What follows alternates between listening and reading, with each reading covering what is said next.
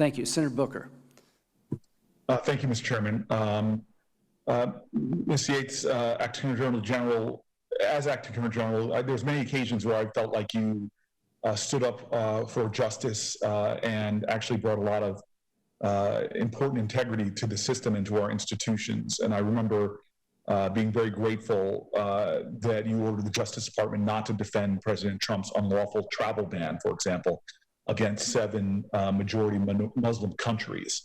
And I've appreciated the way you conducted yourself in that way. And I want to sort of drill down into some of your understandings as we see the Justice Department continuing under the Trump administration.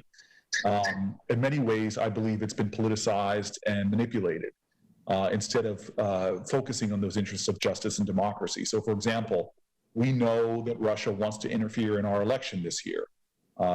And just as it did in 2016, and we know that they're wanting to help the Trump campaign, but Attorney General Barr has repeatedly struggled, including in a House hearing just last week, to confirm that it would be wrong and illegal for the president to solicit or accept foreign assistance in elections. So I'd like to just pose this question to you.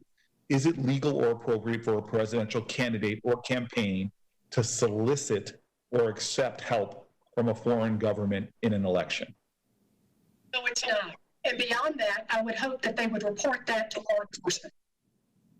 I'm grateful. And to that point, just to make that more succinct, if a campaign hears from a foreign government in the offering of electoral assistance, they should report it to the FBI immediately, correct?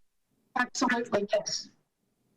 And, you know, there's a lot of areas, I believe, where Attorney General Barr has obfuscated or in some ways muddled what I think is not only legal clarity, but moral clarity.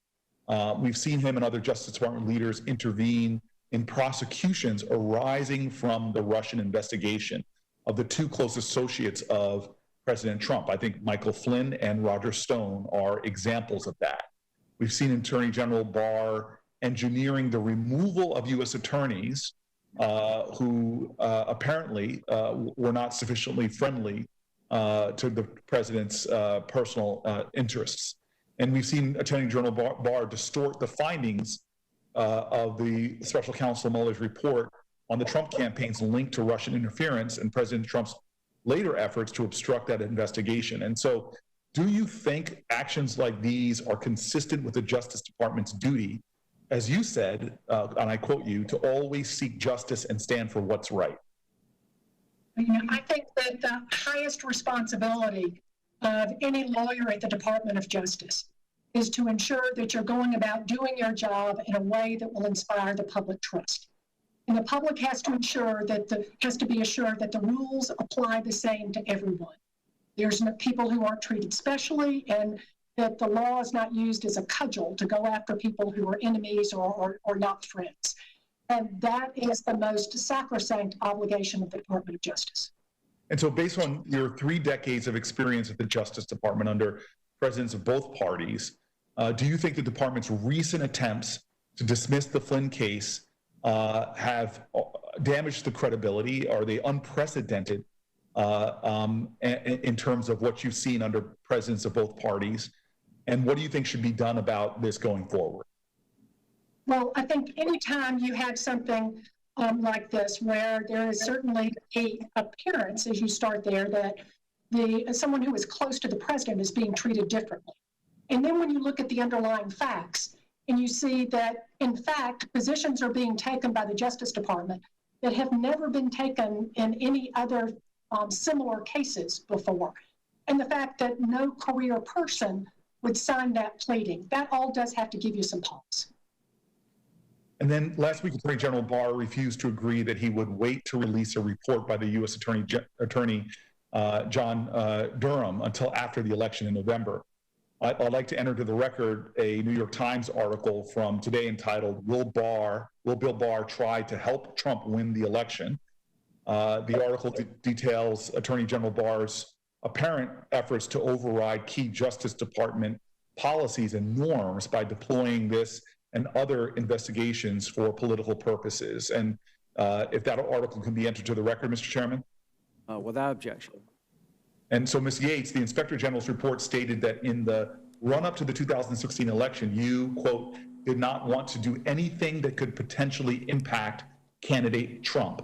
That's on page 71 and 72. So why is it important for the Justice Department to avoid taking actions just before an election that could, again, I quote, potentially impact it?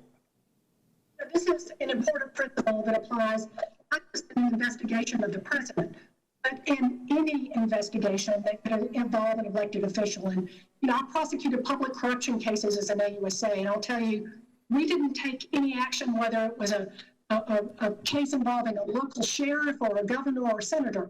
We wouldn't take any action that could potentially have an impact on the election. And that's not just to be fair to that individual, but also to ensure that the public has confidence that this power is not being used to try to impact an election.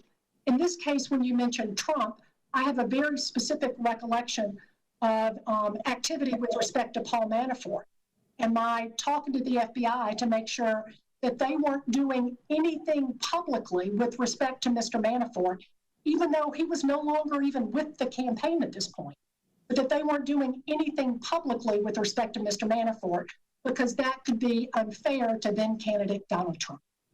Well, I want to thank you. My time's expired. I just want to say that, look, I think that retrospective hearings where we're analyzing and looking to get to the truth are important, but to prioritize that over an oncoming election and with the international interference that we all know is going on, and with conduct of a attorney general that is possibly further eroding the independence of that agency that they run, in addition to undermining the sacrosanct ideals of an independent election. These are the things that we should be looking at right now to prevent what could happen in November that to me would be a serious blow to our overall democracy. And I'm hoping that these are issues that we can explore as a committee. And Mr. Chairman, thank you for allowing me to go over time. And Ms. Yates, it's very actually good to see you again. I look forward to the next opportunity we have to connect.